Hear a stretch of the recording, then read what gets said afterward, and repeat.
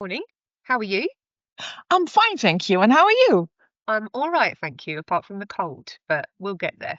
Oh yeah, here in Holland it's cold as well. It's freezing. It's really getting winter time. Yeah, yeah, Christmas will be on us before we know it. So we today are going to be talking about everlasting parenthood. But first, before we get into everlasting parenthood, why don't you tell us, and to me you're Daisy, but why don't you tell everyone who you are, and a little bit about yourself? Yeah. Oh, it's so good that you always say Daisy. I'm used to that because we know each other for 31 years already. I used to be your and your sister's au pair when you were very small, nice, lovely children.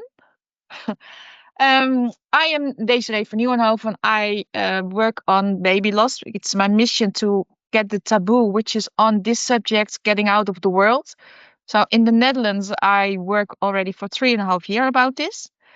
And um, now I thought it's time to get abroad. So with you as an acquaintance in the UK, we've had the idea, why don't we just meet and find out what is possible to get out in the UK because it is a worldwide problem that people are not talking about baby loss or miscarriages because the taboo is horrible. Is it also your in blah, blah, blah, blah.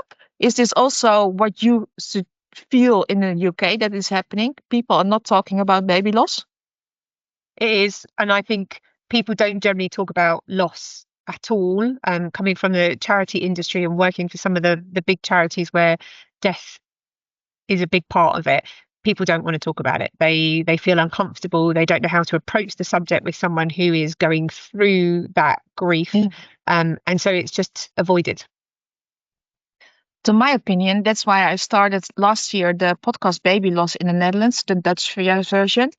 And there are so many women willing to tell their story because in Facebook you have groups, you can type your whole story, but really talking about it is something different. So I want to give the UK people and worldwide people who have dealt with baby loss a platform where they can share their story. So if we have a contract, and of course I'm not native English speaking, but well, we will find it out. And if they have this platform, they can tell their story. It would be awesome because people can also share this with their family, friends, colleagues, and all people they know. So they really understand what it meant for them that when they lost their babies. Yeah. And let's just so you yourself have gone through this grief process. You had a miscarriage with Jasmine, and you've had two stillborns, Tom and Tim. How have you used, I mean, obviously that's what caused you to start Everlasting Parenthood, which was Stillborn Sisterhood, I believe, in the beginning. And what have you been doing over the last 3.5 years, as well as the podcast, using your grief to try and help others? Yeah, well, when I started my own business, I got to know a lot of people, and they all are asking, "Do you have children?" Yeah, I have 3 kids, but they are not here; they are in heaven. And then friends of mine said, "Daisy, why don't you start writing your book? Because you have such a interesting but also heartfelt story. Why don't you write a book?" So I started to write my book. I published it. Many women wrote it, and they said, "How did you do it to become such a power woman, such a powerhouse? You look very happy, enthusiastic. You are enjoying your life with all the trips and everything you do. Can you please help us?" So that's why I started coaching, and the results are really, really remarkable. People who are feeling very who they are sad, grief, don't feel very comfortable, cry a lot, feel very lonely, don't understand because of the people around them. So I started coaching, and then they said, "Oh, we wanted also." Um, to see each other, to talk to other people who have dealt with this. And then the stillborn sisterhood was getting his balance, getting a place in the Netherlands. So people, women see each other, talk to each other.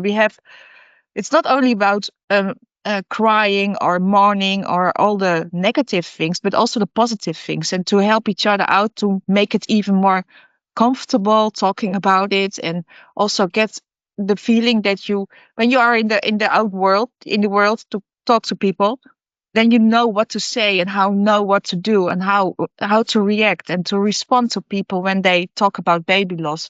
So my own story is, yes, I have 3 children, but they are now here to look after. As you have your own 2 children, you take them to school and etc. with all the positive and negative things. But I only have 3 children who are in heaven. But I really feel like a mom, and that's why. And I also noticed that there's a really a taboo on this subject. Um, yeah, people don't want to talk about it. When we first met in 22 after COVID, you also said, "Oh my goodness, what happened to you?" So you and I had a good talk, and also with your sister and your mom. But there are so many people who want to speak out what happened, but they cannot do because the people around them, they say, "Oh, are you still crying for that?" Or, "Oh, it's already for 4 months or a year or even longer." But this will never disappear. It will always remain there. Yeah, there's always going to be part of them living with you every day. The And they same. are always there every day. Yeah, Yeah. no, of course. So now we've got everlasting parenthood. We Hmm. are working together, Yeah. trying to make this mission bigger than just the Netherlands. And Hmm. what do you want to achieve in the UK? First, I want to achieve that women who have dealt with this feel okay, that they want to share their story in my podcast, Baby Loss. But also, I want to know that people in the UK don't even, or worldwide, America, or whatever, it's a worldwide problem. So every woman who has dealt with baby loss is welcome to tell her or his story, also fathers. But for instance, let's start with women so they can feel comfortable telling their story and that they feel more heard, that their children are not disappearing because other people find it difficult to talk about it, but it will never leave. It will be always will be there. Yeah, yeah, no, of course. And what's the end goal? We talked a little while ago about taking over the world, which Yeah. obviously is would be great. But is it just to make people more comfortable to have these discussions? Is it to have women not shrink in the corner when people are talking about their babies and feel uncomfortable that they cannot join in that conversation because they're not here anymore? And is it just to sort of get that topic of conversation happening more so that people so that parents, not just women, as you've already pointed out, women and men can Hmm. feel heard and they can Yeah. have a sense of relief that people are willing to have those conversations with them. Yes, that's the first one. That's the first step. But also, I want to be on podia to talk about this subject and showing that it's not only in their country, but it's worldwide. That it's the taboo that people don't want to talk about it. But if you are talking about it, it is so relieving and it gives, well, it spreads the love you have for your children. I love my kids, even though I don't have to look after them, but I love them so deeply that they are my energy to make this happen. Every day I wake up and I'm like, come on, let's go. Let's do something about the taboo around baby loss. Yeah, yeah. So that's everlasting parenthood. We Yes. are we are working on this podcast, and if anyone wants to come along and have a conversation, man or woman, Yeah. we either or, it would be great for people to reach out and get in touch, and the details will be provided. And I would, me personally, not only obviously working with you, I would love for us to be able to do something, and whether it's 2026 or 2027 during Baby Loss Awareness Week. Would be Um, perfect. it would Yeah. be lovely to have some sort of, I don't want to say conference because that feels very formal and stuffy, but some sort of gathering of, No workshop yeah, or yeah, just something some where people meeting can or come together. whatever to see people who have dealt with this. And it don't have to be hundreds of people, just small groups so we can talk about it and we can mingle and yeah, we all have the same feeling. And well, what my experience is, it's writing about what happens is easy, but really getting the words out of your mouth, telling other people what happens is a really different world. Yeah. Yeah. Well, let's see where we can get to. But in the meantime, people can contact us if they want to be on the Yeah, podcast. You have there's your a web. book Yeah, in, yeah, yeah. you have your book in English and an audio book in English. Yes, I did. Well, you have convinced me that the best person to do my book in English to also the audiobook is me. Yes, I'm not native. Yes, my English is not 100% perfect, but I really understand what is our people going through. And it really doesn't matter if all the words are not pronounced well, as long as we know each other and we get to know each other and we understand each other. And also with if you don't know one word for me and for me it will be that the case.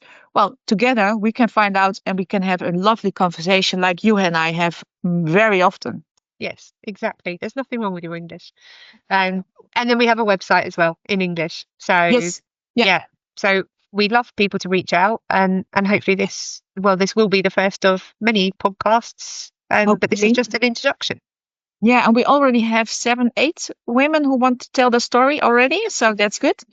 And on the website there, but you also can find some information about me, and there will also is a link if you want to tell your story in the podcast. You can get into my calendar and add a meeting, so we can do it straight away.